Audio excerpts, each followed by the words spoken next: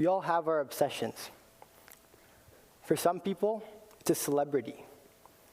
For some people, it's an art form. And for some people, it's feet. But, you guys laughed way too hard up here. Okay. But for me, my obsession is learning. Books. I love books. Anytime I find a topic that interests me, I dive into it head first. And it's not just me. There are countless others like me around the world who like asking questions and learning new things. And we ought to pursue that obsession. And that's what I'm going to talk about today. And you would think that in a society where our world is built upon the wisdom accrued over millennia from thinkers and skeptics across continents, that curiosity would be a quality that's valued. And don't get me wrong, it is valued. Just look at all of you here coming to watch a TEDx youth event. It definitely is valued. But there's more to that story. And that's what I'm going to talk about tonight. One of my biggest supporters is one of my friend's moms. Every time my friend's mom sees me, she gives me an amazing compliment that I've always appreciated. She says, "Earth, one day you should apply your curiosity to cure cancer, and I know you can do it." Now, besides the fact that I know this much about cancer, right?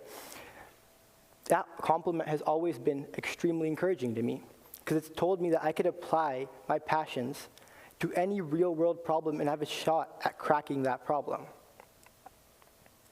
But tonight, I'm going to tell you why that compliment actually puts curious people in a box that hinders them from realizing their true potential.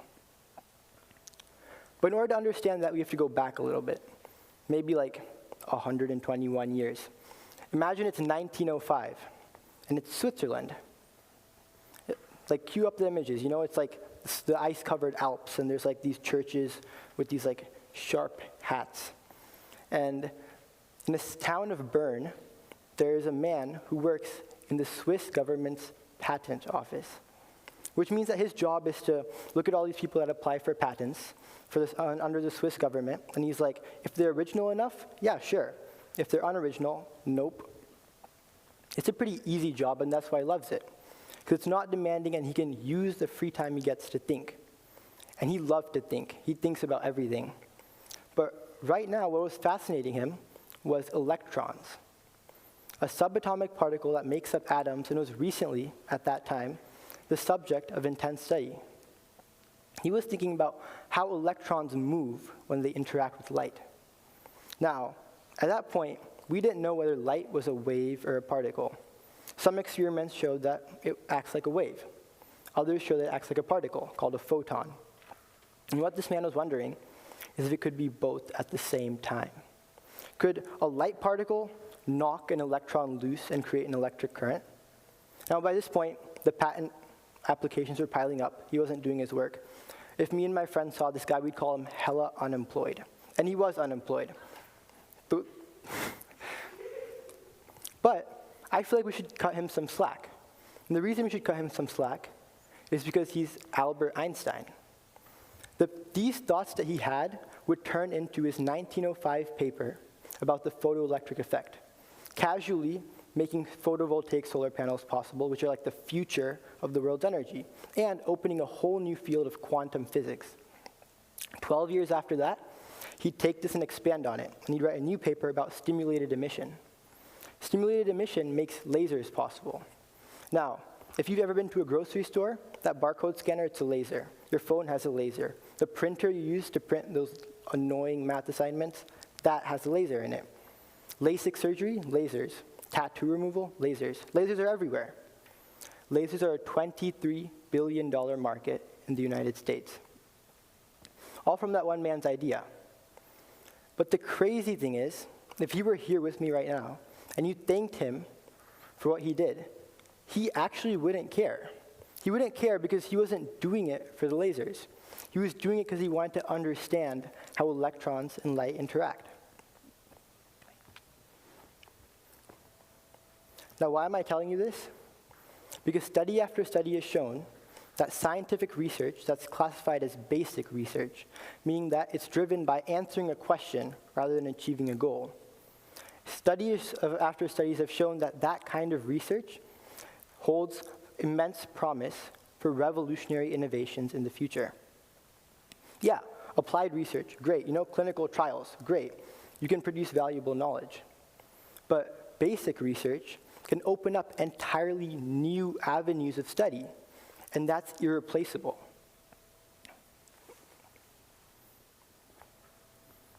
That you see over there is called Laserdisc.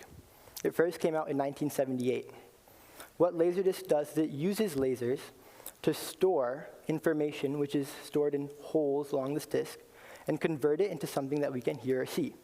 When this came out, it was a revolutionary technology. And the reason I'm showing you it is because there's irony here. This came out in 1978, and since the year of 1978, the US federal government's monetary support for physics research has not increased. Isn't that mind-blowing? All these wide-ranging applications of the laser, all because of some physicist who wanted to pursue his curiosity, but we don't think we should increase funding to that?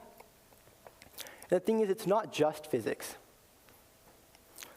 Basic research in this country has been forgotten by our government systematically over the past 6 decades. For example, take the NIH. The US leads the world in medical research, and instrumental to that is the NIH. The NIH is the second largest science spender in the country. But in the last 20 years, the real budget for the NIH has not increased. And one of its most popular research grants, called the R01, hasn't increased in value since 1999. And similar stories to this are found across the board. If you look at NASA, the third largest science spender in the country, its budget has been smaller and smaller as a fraction of the federal budget, and it's now at 0.5%, the lowest it's been in over 60 years. In total, the US federal government spending on basic research is the lowest it's been in almost a century.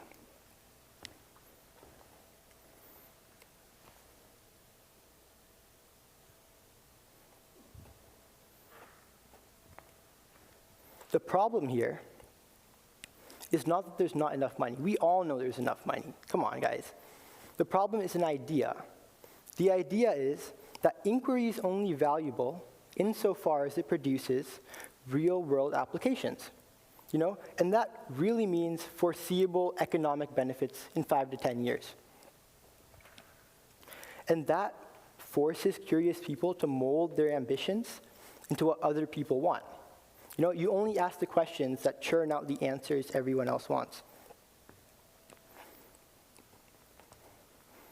For me, my curiosity for much of my life has been revolving around my passion for physics. But it's not the physics that pumps engines or the physics that flows in circuits. It's the physics that strings together the smallest subatomic particle with the fate of the cosmos. It's the physics that makes the universe tick. As a freshman, an innocent freshman here at Newbury Park High School, I founded the NPHS Physics Club. Eager to get my classmates to join, I was promoting it to everyone. But I realized very quickly I was hitting a wall. Apparently, if you tell people, let's get together and study for physics competitions at lunch, it's a hard sell. But the next year, I was determined to make it better. So my sophomore year, we resold the whole club the way that curious people are expected to resell their ideas. Whether you're interested in engineering, law, economics, really anything, physics can be applied to it, so you should come to Physics Club. That would work, right? A few people came, but the interest trickled away. Dang. Is basic physics research destined to be an endeavor to which no one bats an eye? In other words, is curiosity cooked? This was disappointing. And it hasn't always been like this. You would think that the era is coming to an end, the era of Albert Einstein, where things like that could happen. The post-war era, where the US government massively invested its resources in cultivating intellectual dynamism in its education and welcoming immigrants from all across the world to bring their talents and further the American project. It's possible that's going away and that's never coming back.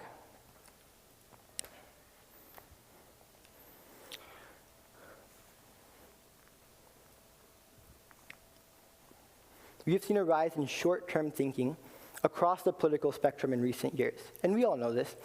Politicians no longer talk about 20, 30 years in the future like they used to. Now they talk about 5 years, maybe 5 years, like that's a gift. But it's not just politicians. It also trickles down to the average person. Because of decades of stagnant wage growth and affordability crises, the average American citizen now thinks that science research is something that takes away from their prosperity. And really, these problems started festering only in the Reagan era, which some people are old enough to remember. And it's a lot more complicated than this. There's a lot more layers, and you can't chalk it all up to physics and curiosity. But the plight of researchers indicates something much deeper. It indicates that what Americans are losing is hope. Curiosity is about hope. To have a question that you're so passionate about that you'd relentlessly chase for the answer means that you think that there is an answer you could arrive at. It means that you're open to the discomfort of not knowing something. And that's what hope's all about.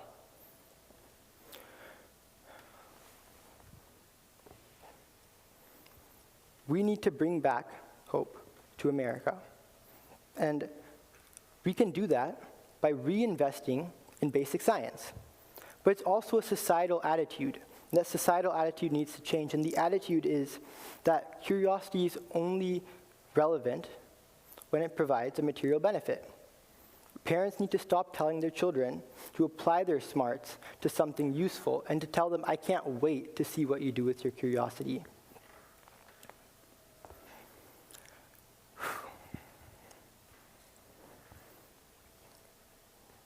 Back to Physics Club.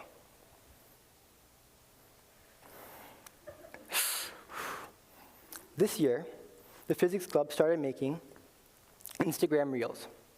And these Instagram Reels are a minute long, and they explain a cool physics concept. Now, originally, right, we were planning to make like a couple, like maybe 2, 3.